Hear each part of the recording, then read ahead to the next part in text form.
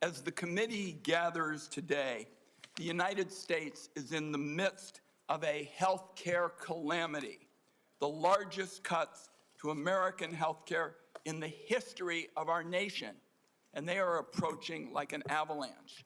Last week, most of the senior leadership at the Centers for Disease Control and Prevention were fired or they resigned after refusing to bow to Robert Kennedy's unceasing crusade against vaccines. I traveled across Oregon last month, and the message was the same from one end of the state to the other. Families are confused. They're scared about who to trust about their health care. Robert Kennedy and Donald Trump have done so much to feed that mistrust. This morning, my staff, in partnership with Senator Alsobrooks' team, is releasing a report that shows the disaster of Robert Kennedy's 203 days in office. Every single day, there's been an action that endangers the health and wellness of American families. Robert Kennedy has elevated conspiracy theorists, crackpots, and grifters to make life or death decisions about the health care of the American people. Robert Kennedy's tenure is so far marked by 3 calling cards. One is chaos at federal health agencies, leaving families, doctors, and the entire nation confused and frightened. Corruption that benefits Robert Kennedy, Donald Trump, and their friends at the expense of taxpayers. And higher health costs for families. I ask unanimous consent, Mr. Chairman, to enter this report into the record. Without objection. Then there's chaos. It's been obvious from the start that Robert Kennedy's primary interest is to take vaccines away from Americans. During his confirmation process, he claimed to be pro-safety and pro-science, but his actions reveal a steadfast commitment to elevating junk science and fringe conspiracies. His agenda has not been about choices and information for families.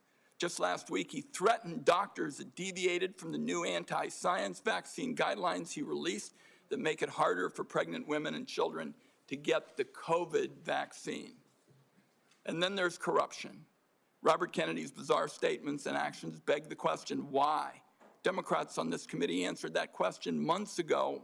Robert Kennedy can enrich himself and his allies. His family still stands to gain from class action lawsuits against vaccine makers. Now, Robert Kennedy fired every member, every single one of the group responsible for making vaccine recommendations to doctors across the country under the false pretense of conflicts of interest. Meanwhile, many of the new members of the panel are outright vaccine deniers who've appeared as paid witnesses in lawsuits against vaccine makers. Their conflicts of interest and ethics disclosures remain hidden under lock and key. On top of all this bedlam in American health care, just 2 months ago, Donald Trump signed into law the largest health care cuts in American history to pay for tax breaks for the wealthiest people and massive corporations in our country. Republicans know these cuts are going to hit communities like a wrecking ball. That's why they pushed the most severe cuts until after the election. That's why their members already introduced bills to roll back some of the cuts. Make no mistake, though, those cuts are being felt right now. We're seeing hospitals in Idaho cutting payments, hospitals and nursing homes. Providence Seaside Hospital in Oregon announced they're shutting down their labor and delivery unit. Every family is going to feel the burden of Trump care in America. Premiums are going to spike next year, especially for those who buy health insurance on their own, but the effects will be felt by those who get insurance also through an employer. Congress has an opportunity to extend the Affordable Care Act tax credits that lower the cost of premiums. Democrats are ready to pass an extension that stops a dramatic premium spike that would force many families to pay double what they do today. Instead of finding ways to help American families pay less for health care, Robert Kennedy is focused on his anti-vaccine mission, fueled by some kind of complex that the consequences be damned. Amid this litany of corruption and chaos, the one point I have to underline is Robert Kennedy puts children in harm's way every single day in America. To my Republican colleagues, I must ask, what line must Robert Kennedy cross before some of you will also join this alarm? This weekend, under the cover of darkness, Robert Kennedy attempted to disappear hundreds of children under his care at Office of Refugee Resettlement facilities.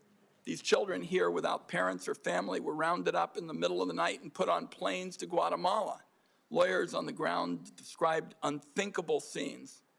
Our staff, some who are here today, were party to this in the middle of the night. And one child said to their lawyer, "Why do they want to send me back? My mom is dead and my dad abuses me. Why do they want to hurt me?"